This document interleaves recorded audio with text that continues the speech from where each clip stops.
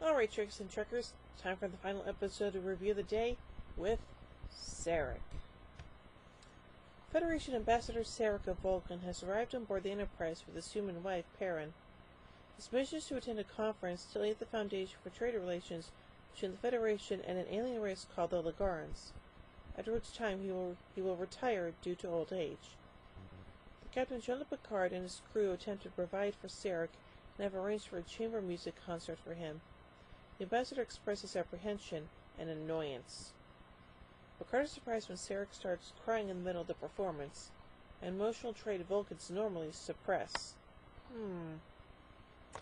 Across the ship, the crew members start to act with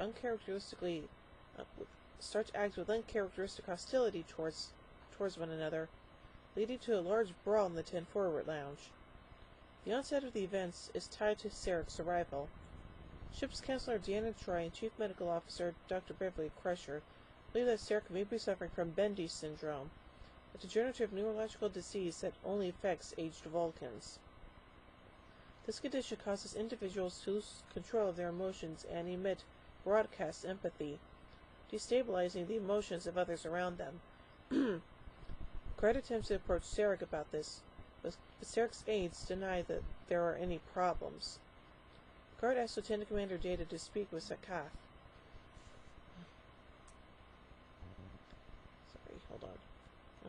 Speak with Sakath, Sarek's second assistant, was mutual respect with Data.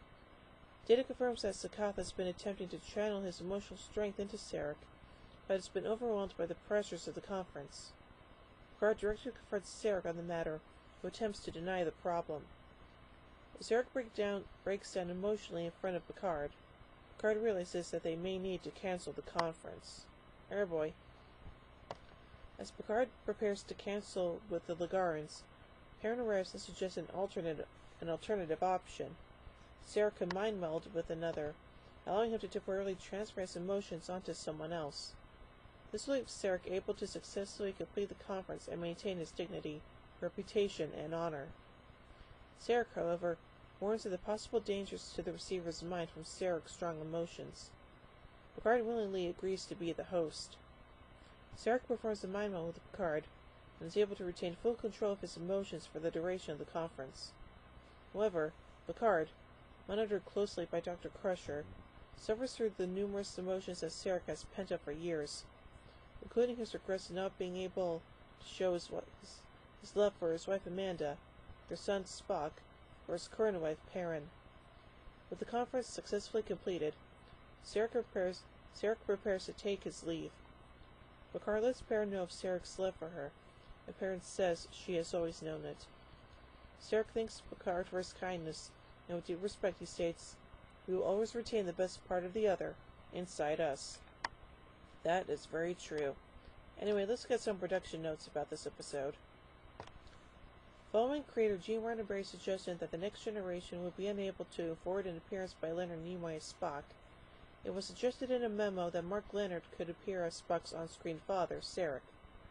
Leonard had made his first appearance as Sarek in the Star Trek original series episode Journey to Babel. Trent Christopher Ganino and Eric A. Stillwell began to work on a script involving both Leonard as Sarek and Denise Crosby as Tasha Yar. This was because Crosby told Stillwell that she wanted to return to this show after her character was killed off in Skin of Evil in the first season of The Next Generation. The script would change over time to become Yesterday's Enterprise. Ganino and Stillwell's original pitch for Yesterday's Enterprise featured a team of Vulcan scientists led by Sarek.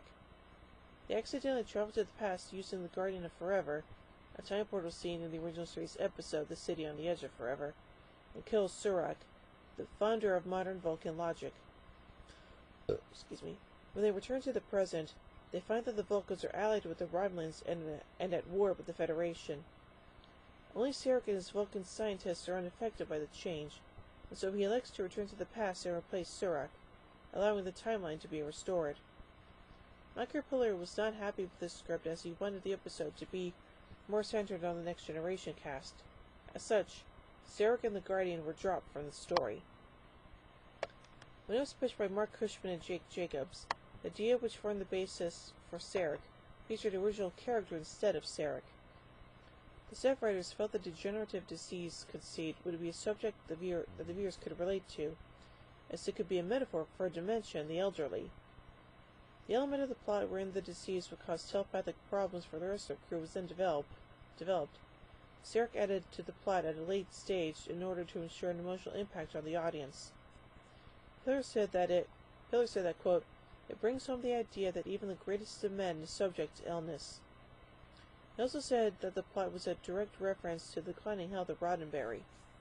The script was written by Peter S. Beagle, better known for the 1968 novel, The Last Unicorn. Because of the chronological differences between the settings of the original series and the Next Generation, it was decided that Sarek's first wife, Amanda Grayson, would have died by the time of the events of Sarek. As such, the character of Perrin was created as a second human wife of Sarek. Perrin was played by Miles in her first Star Trek appearance. Both Miles and Lander would return in the same roles for the first part of the 5th season episode Unification. The writers and producers were nervous about mentioning Spock and Sarek, with an early version of the script only calling for a reference by Picard to Sarek's son's wedding. The 3rd season has seen a relaxation in Roddenberry's previous direction that the Next Generation would not touch on aspects of the original series.